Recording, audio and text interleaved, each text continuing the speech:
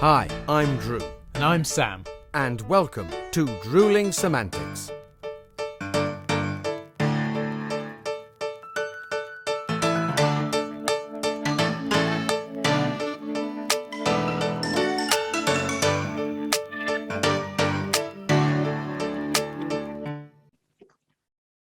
Well, there he is. That's the best view of Sam Dunning I've had in years. How you doing, buddy? I was just making sure everything was nice and neat and tidy. I know. And you insult me. Yeah, you had your back to the camera. I mean, I have to say, though, lovely haircut, dude. Lovely haircut. It's not even been cut. It's just, I think I just brushed it, maybe. Who knows what I did, but I appreciate it. I'd compliment yours, I see mate, you very often, mate. I'd compliment yours, but you've left half of it somewhere else. So I have, mate. Yeah. Left it somewhere about 30 years ago, I'm sure. Anyway, getting in there early. I mean, you started, so I finished. Anyway, first things first, mate. Are you? I am. Good, because it's been a long week. I imagine yours has been particularly long. So cheers to you. Lovely to see you. Cheers, matey. Thank you. Yeah. Yes. We as I keep telling people, but we are finally out of the rehearsal room and into the theatre, into Tech Week, and that's always It's always late nights, long days, 12-hour days. We've been earning our money this week, but it's all going to be worth it. It's all going to be worth it. This is it. Rehearsal's done, and things are on the horizon. So absolutely, buddy, absolutely. But it's been, I imagine it's been mega tough, but a good week nonetheless. Yeah, I mean, it's always. I personally I enjoy Tech Weeks. I enjoy taking the show from the rehearsal room or whatever to the rehearsal space to the stage, and I find Tech Weeks, it's time to make that adjustment. It's you get all those final little things, the sound, the lights, the set, everything that puts the final finishing touches. So all that hard work that's gone on before, and then it's a joy to watch those last few pieces of the jigsaw puzzle come in. The last bit of the sky, if you like, and then away you go. And I really enjoy that process. Some people find it, either boring, repetitive, or tiring, but I really enjoy it. They are long days. I mean, we've been 10, in the theatre from 10 in the morning to 10 at night. But hey, that's only for a week. There are people that work a lot harder than that. So I'm not gonna complain. Do you know, it's interesting. I've had a Tech Week as well, but not in quite the same way. So not that it's particularly exciting. I mean, it's more exciting for me than it would have been for you. But I've had to upgrade and change a few things in the studio, new laptop and various other bits. So I've had a technical week in that I've been moving stuff around, adjusting things, and not that you'd know. I mean, other than you saw me adjusting my sign a minute ago. But yeah, so I've been rerouting cables and God knows what else this week, getting things up together because obviously everything had to be ready and raring to go for you and your corridor joining this week. So I made sure that everything was okay. But yeah, so far from the performance week, I've done a couple of little bits, but nothing major. It's actually been more focused on upgrades and adjustments, shall we say. The thought of technically upgrading, unplugging, just terrifies me. Sodding terrifies me. And we're going to have to do a little bit when I get back after this. But at the moment it's just all plain sailing. I'm enjoying working with wonderfully talented fellow performers. It's been a joy. And I'm gonna hit you with a little Sam Dunning segue there, because very nice. Talking of working with very talented performers, as we said last week, we do have a lovely guest with us. A guy that I worked with first a few years ago, and I worked with him a couple of times since, an absolutely fabulously talented comedian, actor, presenter. We'll find out more in a minute. But Mr. Dave Bibby is going to join us. Yeah. And if I'm not mistaken, he's in the waiting room now. He's joining us now, is he? I can see him now. Yeah. Well, so, Drew, you know what that means. You better let him in and let him join us properly. Right. Well, so ladies and gentlemen, Sam, meet the wonderful. You're going to love him. He's great fun and a truly lovely bloke as well. So let's let in Mr. Dave Bibby. And long time no see. There he is, Mr. Bibby. How lovely to see you, mate. Ladies and gentlemen, Mr. Dave Bibby is with us. Hello, thanks for having me on. Lovely to see you. Nice to meet you, Dave.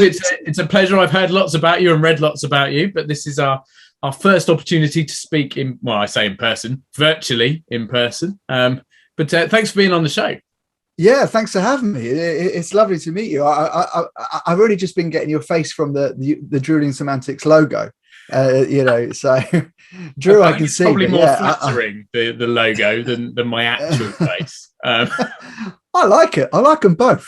Top faces, in my opinion. That's really kind of you, Dave. I mean, we've had that logo for a year now, and I'm still not too sure. I like it. Well, you know what they say, Drew. You can polish a turd, but it struggles when you turn him into a cartoon. Anyway. Anyway. That's the saying goes. Yeah. So, I met you, I don't know how many years ago it was now, Dave. It was about 6 years ago, something like that, in Panto in Crawley. Yeah, I think it must have been Christmas 2015. Something like that. Was it that long ago? Ow. I think so. It was some time. But I mean, we've known each other for a few years. Worked together a couple of times. It's been a pleasure every time. Yeah. And just to let everyone know how much of a pleasure you are to know. Really, I'm bullshitting here, but no. I really, you are a joy to know. I'm famously a massive dickhead, so that's my whole thing. That's my whole just give us it. No, I mean, from a famous dickhead, just give us a little introduction because it is brilliant. Seriously, no, it is great to see you again. Great to have you on the show. Just give us a little introduction. Tell our listeners, viewers, and of course, Sam. What kind of a dickhead you are, mate? I'm mostly a comedy dickhead. So I'm a stand-up comedian that does a little bit of sketch and musical comedy and character comedy and audience interaction at festivals and on the comedy circuit. And then I'm an actor and a presenter and a writer, an occasional podcaster. But yeah, mostly a dickhead, really. Well, mate, that's why you're here, to be frank. It's very much a case of when in Rome, isn't it? I mean, you've seen what we do, so you thought, well, that suits me down to the ground. But, yeah, exactly. I'm getting into the spirit. Here we are. Yeah. Cheers. Clink. Settled in nicely, Dave. Yeah, it's good. We should do this more often. Well, yeah. I mean, Drewling Samantics might have to become a threesome from now on in because you've floated straight in and fitted in without an issue. But, yeah. So you mentioned that you do musical sketches. Now that's probably from what I've seen of your work the most amazing, the stuff that really just hit me, and it must take a real kind of different creative edge. I mean, I'm not suggesting that anyone can get up on the stage and tell silly stories and do stuff, but to then combine a second talent of the musical side of things with the comedy, is that what you always wanted to set out to do? Did the two merge together, or is it just a side effect sort of thing? It's like, so as Drew will tell you, I can't sing. I can't play any instruments. I can just about do something on the keyboard, but not much, right? I've never really. I remember said to my mum a few years ago, I was like, because I love music. I've always listened to music. I said, Mum, why don't you send me to like piano lessons? And she said, I did, and you cried and begged me not to go back. So it does sound like something I've got to do. So I've never had any confidence in singing and that kind of thing and making music. And then I was in a sketch group called Lead Pencil, which was me and two girls, Maddie Rice and Louise Beresford, and they're brilliant singers and brilliant dancers and brilliant musicians. And so I used to write songs for them, and I would just sit there and be an idiot on stage while they sang these songs. And I was like, well, actually, I'm quite good at writing songs. I just can't do it. And then when I went solo, I was like, basically, the reason why I came back into comedy is to challenge myself, because I found my acting career was getting a bit sort of boring. So I was like, okay, let's go solo comedy again. And it was the music that was the ultimate for me of like, okay, I'm going to walk on stage. Sorry, my cat has just jumped to my lap. Snoop K cat, she's here as well. I'm going to walk on stage. We welcome all kinds of furry friends on Drewling Samantics. She is. Say hello, Snoop. There she is. She just won't leave me alone. So she'll keep doing this. My tail just keep her tail just get wafting across my face. Like, Dave's got his knob out again. Oh no, it's a tail. Sorry. So yeah, musical comedy for me was just like, it was the ultimate. People always say to comedians like, oh, it must be really scary, but for me musical comedy was the scariest thing, so that's why I did it. I was just like, okay, I can't sing, I can't play any instruments, I can't read music, I'm going to do musical comedy and see what happens. Well, you did it really well, because I mean, you won an award in 2018, didn't you? I've got to read the new Musical Comedy Awards grand final. Right. I mean, audience favourite. So, yeah, dude, you must be ticking the boxes. Yeah, I think my musical comedy awards are still there, hanging on the back of the door. So, yeah, that was amazing, and that was the first time. Again, that was the first time I had the confidence to go into it. I've won a few competitions and been in a few finals the last couple of years, and that was the first time I had the confidence to say, I'm going to do this. So I put an application in, and then I was really like, oh God, I don't want to do it. And then, and then eventually it was like one of those things where it's booked in now, so you have to do it. So yeah, I love it. And I still do it now. And I love the look on like an audience face when I go to a normal club night and I start telling jokes and stories. And I'm like, anyway, here's a song. They're like, oh, what? What? It's great. What do you mean a song? And then afterwards they're like, that guy can't sing, but they're laughing. And they, you know. I don't know. I think there's probably there's a few famous people who have topped the charts that have never been able to sing, so you can't knock it. Yeah, Simon Cowell's probably about to pick me out and make me the new Robson or Jerome. I don't know. I could be in Chicago. There's plenty of talent to go there, mate. So, anyone who's going, what is he talking about? Okay, sorry, I've just given away my age. My first sort of pop culture reference is Robson and Jerome from 1994. Jesus, it's all right. Drew's the other side of that. He probably doesn't remember them because he was too old at that point. These young whippersnappers, Robson and Jerome. I mean, mate, I auditioned for Soldier, so you can shut your face. So you know. Wow. Amazing. That should have been I would have been a cadet, mate. So just leave it. We'll just walk away from that one. You know? Oh, goodness. Yeah, I did. I auditioned for that. Never got anywhere near it. So, yeah. Simon Cowell's one that got away. There you go. Yes, yeah. There I am. I could have been singing. What was it? Whatever they sang, I can't remember. But I mean, yeah. Unlike Robson Jerome, we remember what you sing, Dave. And I mean, I love. The other thing about your stuff, your shows, I just love the titles. They just, I mean, the one I think it was the one that was what really broke you is, you know, you can't put, you know, Bibby in a corner. I just think that was just, no one puts Bibby in a corner. I just was inspired, you know. Yeah, and the post, which is up on my wall here somewhere, there it is, behind the camera, so that's no use to anybody. Anyone who's just listening, doesn't matter anyway. But yeah, nobody puts Bibby in the corner, so a pun on Dirty Dancing. But the one problem is, you sort of like, well, it's just a funny title, isn't it? But people, whatever you call your show, some people will take that at face value. So some people were turning up expecting a one-man Dirty Dancing, and what they were getting was me doing sketches and stand-up and dumb songs and stuff like that. And you can see the people who are like, oh, Dave Bibby, yeah, he's funny, and the people who are like, oh my God, a Dirty Dancing. We love that. It says Bibby. It's just a stupid pun. That's it. That is it. So yeah. So Crazy Cat Laddie, which is the other show that made me love it, is no cats in that day. It wasn't, you know, an onstage grooming session. And I mean grooming in the sense of stroking cat. Oh, yeah, careful with that hole you're digging already, Drew. Jesus. Well, we're 5 minutes in and already you're away. Yeah. I need a drink. So before you know it, so I did my first show, Nobody Puts Bibby in a Corner, and then I just started grooming people and just sort of went from there. So my cat is genuinely right here annoying me now, and Crazy Cat Laddie was about the fact my career has been like playing lads all the time, like playing, like if you're sort of a normal bloke, like you just get cast, you know, you guys know, like you get typecast really quick. You do one role and you do it again. So I've been like a lad on a Betfair advert, a lad advertising Walker's crisps, a lad advertising Golden Wonders crisps. Like obviously my face just sells crisps. I was a delivery driver on ring.com advert. I walked into the casting and they were like, I was there for the part of homeowner, and the director, I walked in and the director said, I think he's more burglar.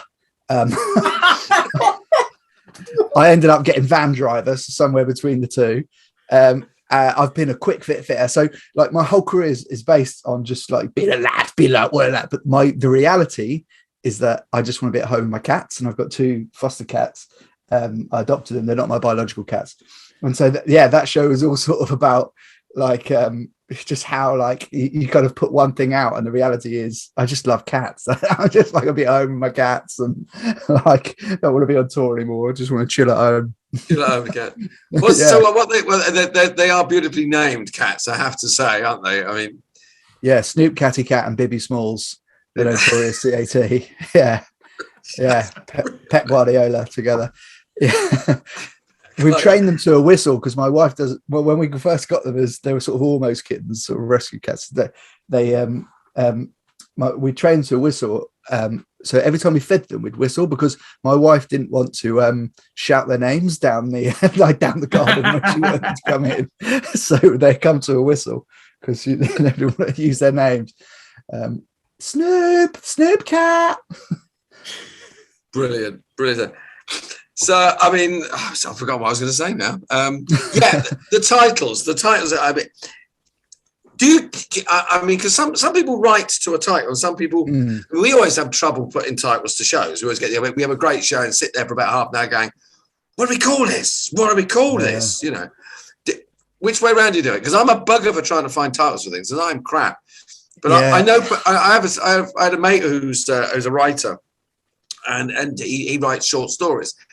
And he sits on a button. He goes, he sees a sign or hears something. He goes, "That's great. That's going to make a great title." Then has to sit there and go, "Bugger, I mean, he was on a bus with, and we were. It was a long while ago. And he's quite a successful writer now. But we were on a bus going to sign on, and a woman turned to a lady sitting next to her and said, "I've got the biggest pineapple you've ever seen in my handbag, in my shopping bag."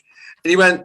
He just put biggest pineapple in shopping bag, and a little while later, he wrote a short story. So I'm just wondering whether, obviously we know you love cats, so that's where that comes from. But title, ideas? Yeah, so and actually the Crazy Cat Laddie show started off about that, and it was about sort of lad culture and stuff like that, but it was about Peter Pan syndrome, and I based it around the film Hook, which was my so yeah, basically what happens with me is like I take these shows up to the Fringe, and so what they need is like an application form in sort of December, January, the year before the August Fringe, and by then I've probably got half an idea for a show, and it might be that I know exactly what that show is to be called, but it's more likely that I'll go with like Nobody Puts Bibby in the Corner because it's just a general pun and I can do anything with it. So it's usually the Fringe deadline, and same as sometimes with photos, you have to get your photos done so it can go to print for the brochure, and then you're like, what should I be doing in this photo? Because I haven't actually written the show yet. So you just sort of, that's why you get these like poses of comedians sort of looking up and out, or sort of holding their chin and just sort of looking like, because it's just sort of general looking at the world photo. So my most recent show is called Dave Bibby Remakes Jurassic Park while trying to bring up a baby. And on that occasion, that very much was the title came first, and then everything else is kind of following. So are you taking that one up to Edinburgh? So that was the plan, was to take that show to Edinburgh this year, and I've done a couple of previews in the last few weeks, and I've got another one coming up in a couple of weeks. So I had those sort of booked in, and it's a show about when you have a baby, you can never get anything done, and basically we're having another baby in August. We found out a little while ago. Congratulations. Thank you. So we're having to postpone the show about not being able to get anything done when you have a baby so we can have another baby. So it's that whole life mirroring art thing.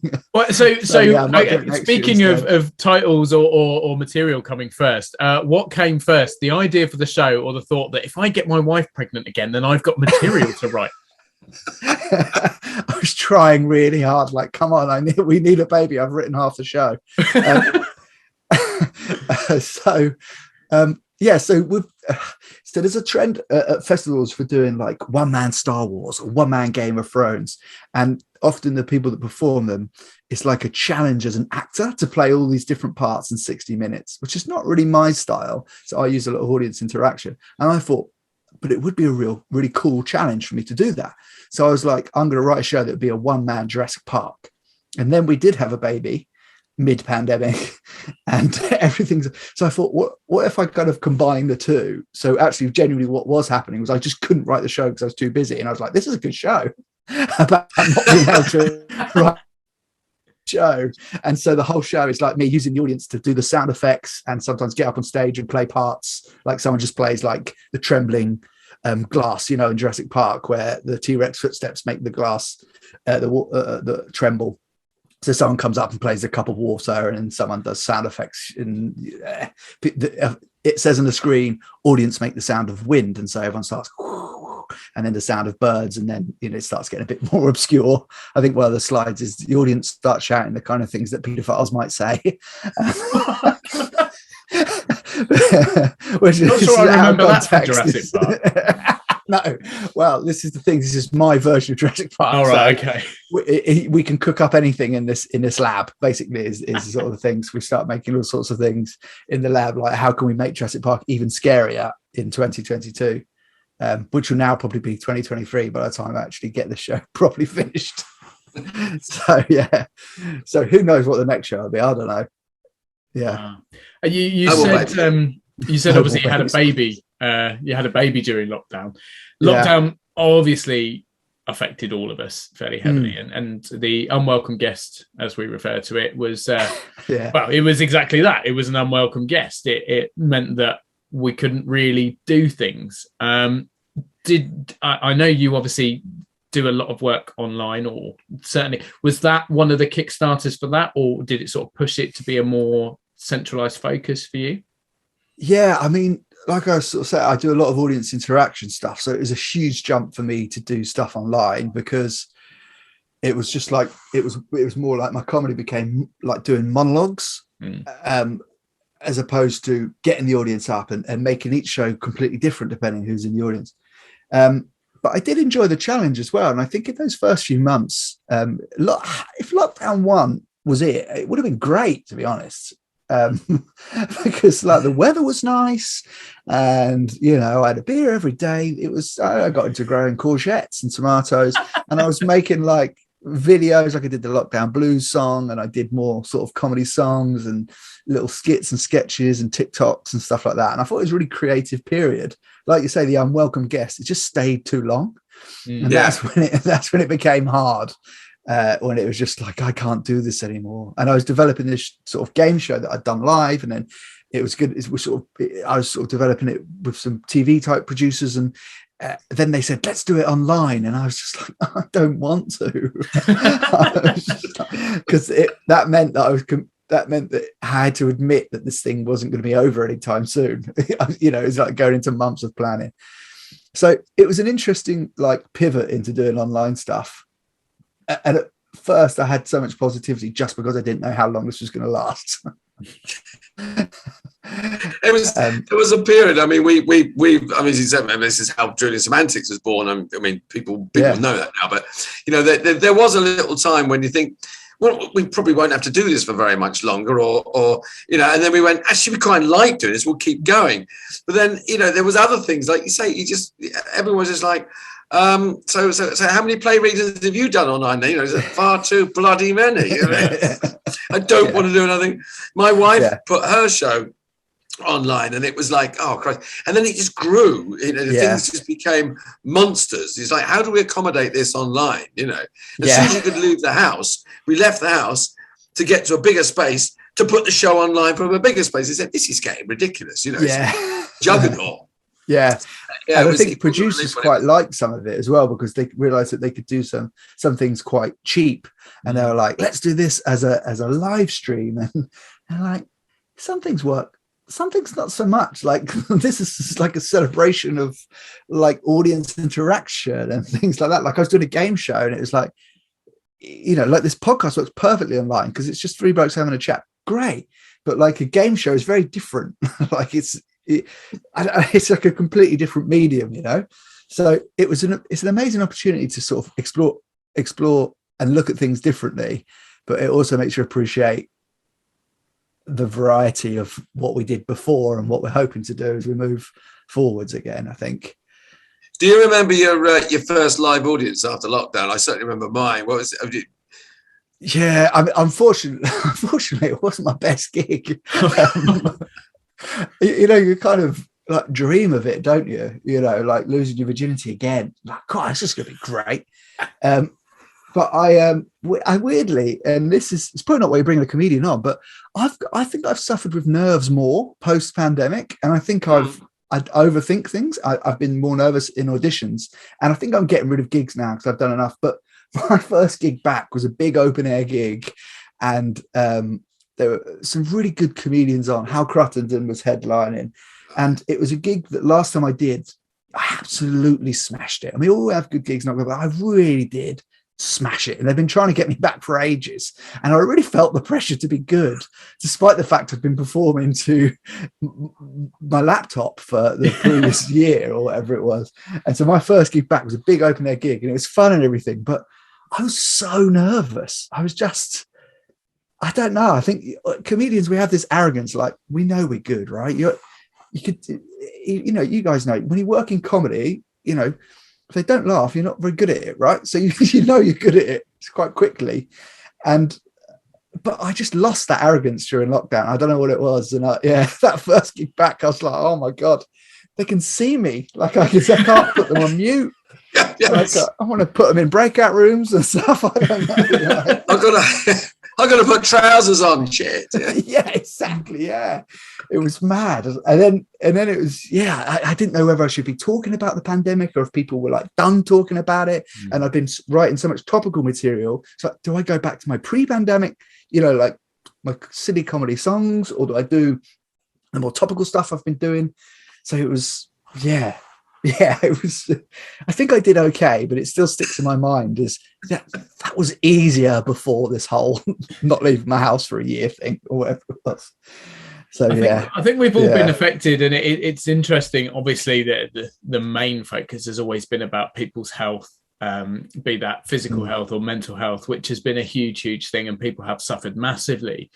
But it's also the adjustment, isn't it? You almost get into sort of a regime and a feeling that, well, I know how to address an audience online, and I know how to do it. So we'd spent a year making the adjustments, just got good at it, and then they're like, right, now you can go back out again, and you go, I've only just managed to work it out. Like, what are you doing? Don't get me wrong, 100% glad to be back out again. And actually, I had my first in-person audition of the year in the week just gone. So but similar sort of thing. The nerves were like, oh my God, like I can't, I haven't got time to, I can't like sort of go, right, breathe. Someone's going to come and they're going to be real people there. Like there's going to be live reaction.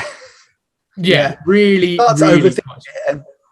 Like pre-pandemic, you would have had those kind of auditions fairly regularly. You get into the swing of it. And sometimes you find yourself in a show and audition for other shows. And that's when you're the best, because you're sort of in the zone performing and you're on it, and you but like I said with the nerve, suddenly like that first in-person audition back or your first live gig, it is amazing, but we put so much onto it that it's also quite like, oh boy. I've been going in for like auditions that before I just wouldn't have cared about. Don't get me wrong, but just adverts or something, I'm like, I don't know what that is, I'll go along. I need the money. But now I'm like, oh God, I hope I impress this casting director. They'll never get me in again. I just don't think I cared that much before, and I think I was probably better for it. I mean, I'd never put so much effort into, the whole self-tape thing. We're used to that now, but I mean, I do a 2-minute self-tape or a minute self-tape.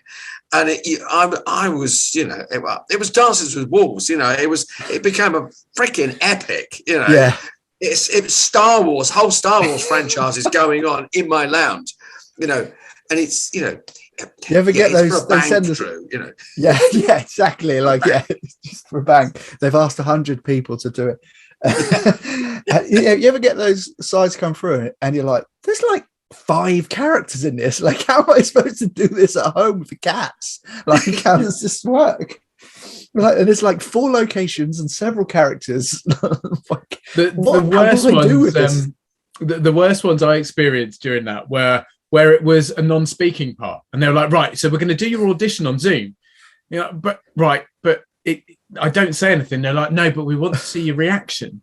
You know, but if I was in a room, I can use my whole body. And that sounds weird, but you can sort of go with the emotion and stuff. But just being a head and shoulders on a Zoom call with a slight delay, as there always is to the people you're talking to, and you're like, right, now do the reaction. What can you possibly see?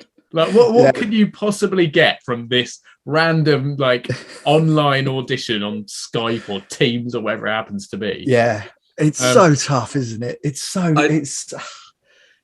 I love the fact. I mean, even for me, it's the full length. It's when they say film in landscape, but give us a full length shot. It's like, but I've got to be at the other end of the garden. You know, I mean, I did do a couple of self tapes outside. I mean, I'm only short, and they still can get me in. You know, it's like same. Yeah. I did a recall on Zoom, and a Zoom recall, and then I am, as we are now in the box chatting about it.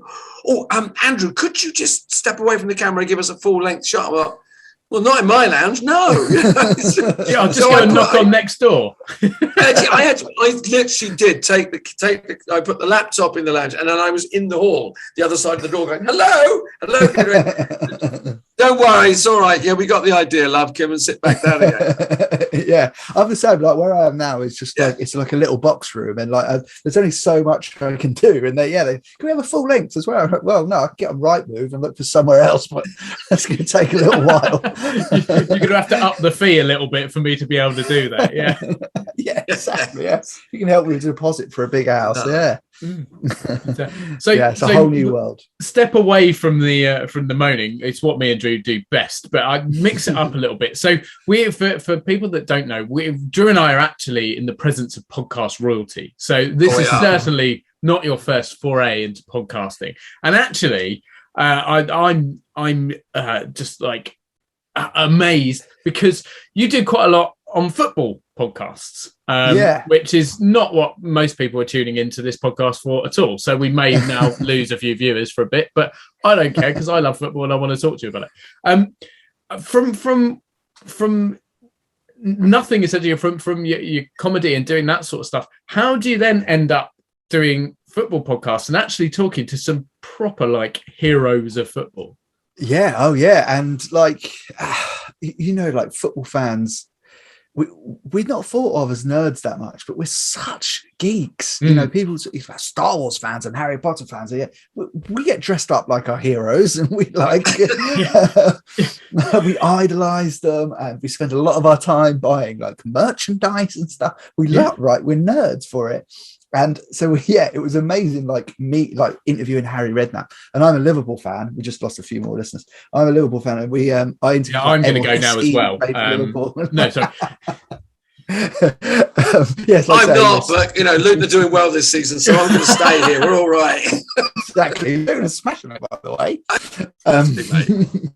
And I interviewed Didi Hamann, who turned up a day early because he'd been at Wimbledon and got absolutely smashed. But he won the Champions League for Liverpool. And what was I then? I must have been about 21, 20, something like that.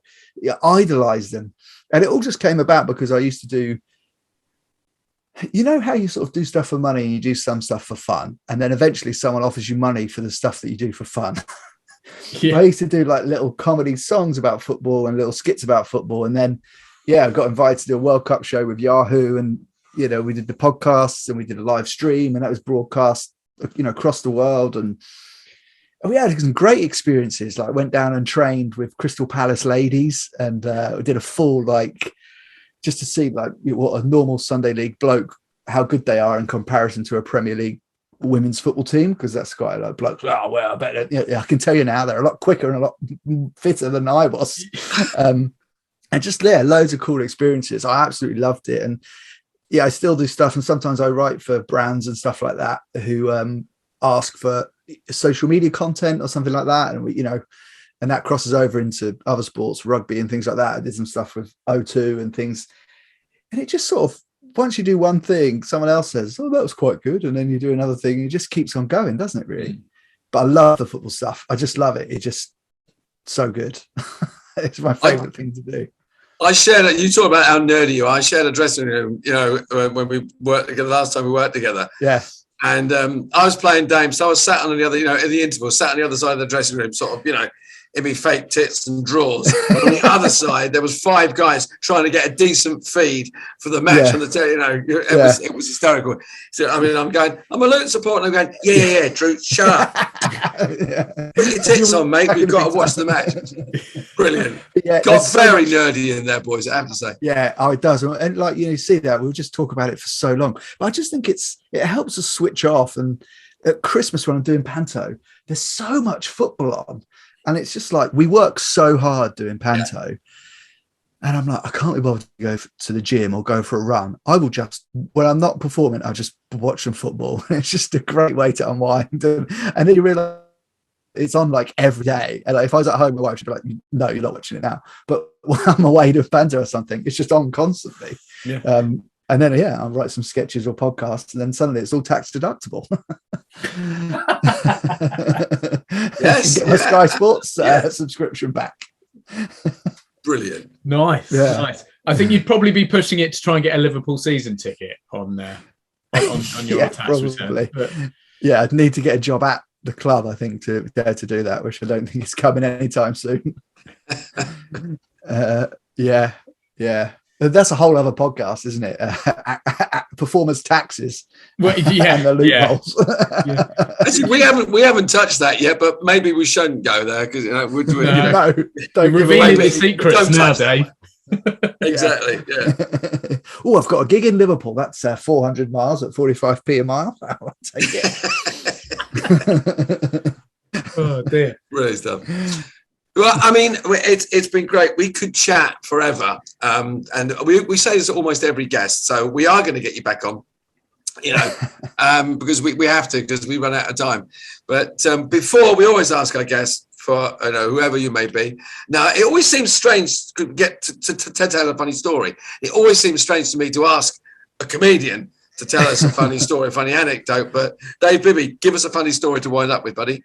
Well, I was thinking about this. One thing that people often ask me is like, have you ever had a really like bad gig as a comedian? I was going to talk about a time when I guested on the Basil Brush show, and I was up in Edinburgh and absolutely smashing it. And I was like, come on this. I did not smash it, but I decided to leave that for another day. And I talk about, years ago, I've done sort of like hidden camera shows and stuff where they use like comic improvisers to convince real people. And for ages, I just kept bumping into Darren Brown. And, Darren Brown obviously sets people up in his sort of things, and he convinces them stuff. Well, for a period of about 6 months, I was just bumping into Darren Brown like every week, like at a party, an office, in Covent Garden. I remember seeing him. And another time I was in for an audition for something else. And I was at the urinal, having a nervous wee before I went in. And sure enough, Darren Brown walks in, stands next to me and has a pee. I was like, this is, because it was the same production company. This is definitely a setup. And then I went back for the recall for this other show, sat in the waiting room, and Darren Brown's office is there. And he literally just opened the door and went, and closed it again. I was like, what the I just kept seeing him all the time. And then I went in for this audition, and we were having a little chat, and there was like a folder, like a brown folder on the table that said Darren Brown's X-Files. And they had the camera running. We did a little bit, and then they went, we're just going to have a little chat with the producers and see if there's anything else we need to get from you. Yeah, cool, no worries. And they left the camera running and the folder on the table that was Darren Brown X-Files, and I was auditioning for a completely different show. And even though I went and I did get that show for this other thing, the whole time I was just going, this is clearly a Darren Brown show, because I've kept bumping into him, and I know they filmed me in the audition. I know there's something suspicious going on. And then eventually I did a show called Darren Brown's The Push, where I was an actor as part of setting someone up. And even throughout that whole thing, I was going, they are setting me up. this is, and it's like it's like thinking you're in the Truman Show is the most like egocentric kind of thing. Like, this is not about me. I'm just an actor who's been hired for this thing. But it was the perfect ending to me thinking I was being set up by Darren Brown for him to hire me to help him set someone else up. So Amazing. Yeah. So one thing people always ask me is, what was Darren Brown like and things like that? And I just say, he was amazing. And even to this day, I don't know if I was set up or if I was helping him set up someone else. That's how good he is. Okay. That's what a genius that man is. And the secret of it is probably that when he looked out that room, he's going, this bloke's following me. And yeah, and this is a guy who can count cards and has the most incredible memory. And he did remember my name after I met him a couple of times, and he got in contact with me about something else. I've done a few other things for him since. So once he meets you once, he remembers you and remembers everything about you as well. So I know that he remembered me and had seen me. So it's just, this guy is banned from Vegas casinos, then he can remember me. It was the weirdest period of my life. I was like, that can't be him again. I'm just trying to have a piss. He's probably in his office going, "Are Ant and Dex setting me up?" All right. Yeah, exactly. Yeah. Yeah. And since so many things like Ant and Dex, they do like these. But once you start doing hidden camera shows, you start to worry that, because obviously, you guys know how it is. Like, you just sort of work for years doing things, but at a certain point, you get to a place where you can't be hired for hidden camera shows because you just be like, that's the guy from all the other hidden camera shows. There's no way I'm going to fall for this. So I don't know if I'll ever get any more now, but maybe it's been long enough since my last one that people won't be like, oh, that's that Dave bloke. Don't worry, bring the cameras out. I know what's going on here. Oh. Don't worry, mate. When you later in the year, when you've had the second child, and you start to age, a whole new casting frame will open up for you, mate. That's what happened with the first one. I got that 2 is going to end me. But give you good stuff to write about on the plus side. So yeah, I think so. Yeah, for this show I've written, the Jurassic Park show about bringing up a baby. Any things that I've missed, I've got another baby on the way. So it's like a second draft, basically. I can go back over it with this kid. Well, how many Jurassic Park sequels have there been? You've got your own sequel now, mate. Yeah, exactly. There's loads. I can just keep having kids. Eventually have grandkids. I make a comeback in 25 years. Just like Jurassic Park. I've got grandkids now. This is the Jurassic World series of the Dave Bibby shows. Got it all. Amazing. Dave, mate, it's been an absolute honour having you on the show. Thank you so much for joining us. Yeah. Thanks, mate. As Drew said, we could chat for ages and just have beers, but we'll save some of it because we'll bring you back on at some point. Maybe post Child 2 and post Jurassic Park 7 or whatever. Yeah. We'll have a catch up then. But yeah, again, we'll do a Panto special, Drew. Yeah. We'll do a Panto special. Get our tits on. But yeah, no, thanks so much, mate. Pleasure to have you on, and look forward to seeing some of your stuff again soon. Thanks for having me. Take care. Cheers, Dave. Cheers, mate. See you later. Bye-bye. Do you know, Drew, number one, what a brilliant, lovely bloke Dave is. Lovely man, isn't he? Lovely guy. But if we'd said at the start of the recording, do you know what, we really need someone who's got a real variety of things to talk about and has fingers in many pies and can talk about all matter of it couldn't have nailed it more. I mean, no. Jurassic Park, babies, football, and Darren Brown. What more could you want from a show? With a cat's tail going across like that as well, then what are we going to do? Tail and crazy wallpaper and a decent beer. Do you know what? Just an all-round brilliant chap, and very lucky to have him on the show. And I'm just a real talented guy. We're very lucky that we do keep having these wonderful guests on to chat to us. And I guess you're incredibly lucky that you worked with him. It must have been I mean, he's an absolute joy to work with, because I mean he's great on stage. He's also a great giggle in the dressing room. We share dressing rooms, and we've always had a scream. It's been a very good time working with Mr. Bibby. It's a good laugh. Yeah, good man.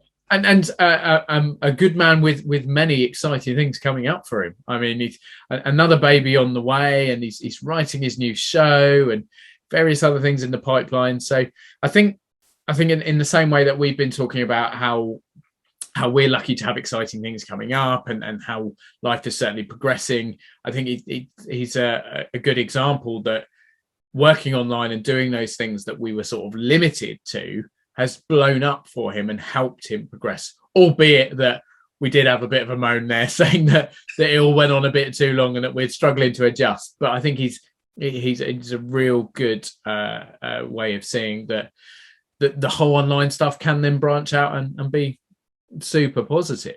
Well, taking advantage of a negative situation, turning the negative into the positive. He's absolutely right. Yeah, we had a moan, but I mean, everyone had a moan, so we're not alone in that one. We're not alone, and it would be us if we didn't have a little whinge. Exactly. Yeah. We can take the moany bits and accompany them with some positivity and looking at exciting things, and it all works out together. Absolutely. And I'll tell you what, mate. Speaking of exciting things, haven't you got to go? I've got to be off shortly because it is the opening of Fighting Irish. So we're going to crack on, see how that goes. People are going to be so relieved. We've spent weeks going on and on and on about your bloody rehearsals and this, that, and the other, and finally you're going to be up there doing the show. No one more relieved than me, honestly. We get, as you know, as most performers know, you get to a certain point and you think, I just want to put it in front of an audience now. Yeah. I mean, we have a lovely show. We've thoroughly enjoyed rehearsing it. People say, what the hell do you do for 4 weeks? Well, there's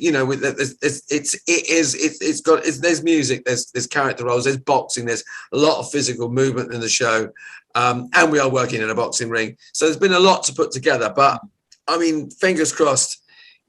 People are gonna, it'll be a knockout, mate. I do wish that we'd cut that just before then. Never mind. Hey, but no, I wish you all the best, mate. Break many legs. Let's just hope the boxers don't break anything. But yeah, no, it's. How are you feeling though? Obviously you're excited and you're ready and ready to go. But how are I would lie if I didn't say I was. I'd be lying if I didn't say I wasn't feeling nervous. Of course, I mean, it's quite part of anything else. It's a new play, so you with a play that you know or you know of, you can have some form of expectation. But we don't know. We know it's a good play. We know we love doing it. All we can hope is it is a good response, and the audience love us doing it. Yeah. And with that in mind, I am a tad nervous. but it's the right way to feel, because, and we've said before, haven't we? If you don't have a little bit of nerves somehow, it means you can't care enough. So you do have to have that little bit that just perks the performance just a tad. But as I say, that's the one. Break all the legs, mate. All the best to you. And thank you. I shall raise a glass to the opening of Fighting Irish. And raise a glass to everyone tuning in, listening and watching. Thank you all for joining us and for listening to Dave's amazing stories. And please come back next week when it's just me and the little man here. So I might see if I can have something a little special next week to throw in the mix as well. Oh, interesting. I look forward to that.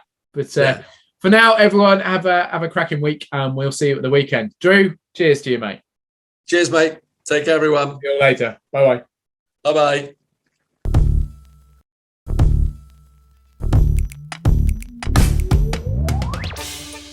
Thanks again for tuning in. We hope you've enjoyed watching this episode of Drewling Samantics. If you have, then please consider subscribing to our channel and you'll get notified every time a new video is released. Don't forget, we're also available as audio only. Just search Drewling Samantics in any good podcast app. Please support us on other social media too.